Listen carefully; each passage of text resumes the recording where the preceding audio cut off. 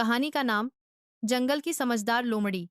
भूमिका शांत जंगल की आवाजें, चिड़ियों की चहचहाहट। बहुत समय पहले की बात है। एक घना जंगल था। उस जंगल में कई जानवर खुशी खुशी रहते थे। शेर, हाथी, खरगोश, बंदर सब मिलजुल कर रहते थे। लेकिन उनमें सबसे ज्यादा चतुर और समझदार थी लोमड़ी रुआनी। रुआनी कोई आम लोमड़ी नहीं थी।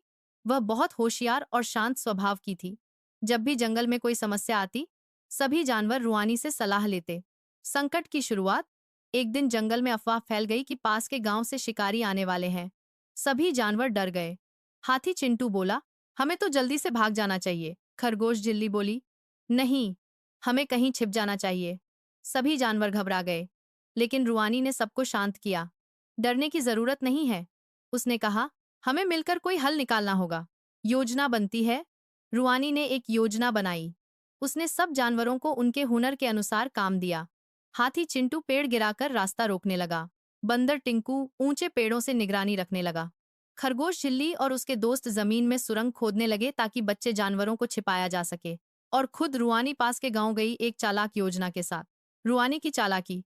गांव जाकर रुआनी ने इंसानों के खेत में जाकर कुछ मुसीबत फैलाई, लेकिन बिना किसी को नुकसान पहुंचाए। उसने मुर्गियां भगा दी और गायों को खोल दिया।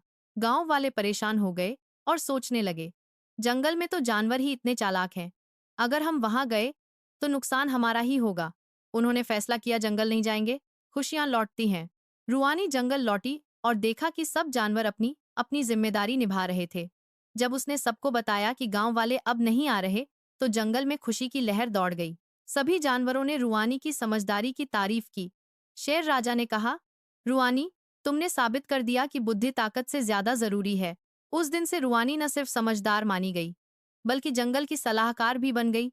सीख, मोरल, समस्या कितनी भी बड़ी क्यों न हो, मिलकर और समझदारी से उसका हल निकाला जा सकता है। साहस से ज्यादा जरूरी है बुद्धिमानी और एकता।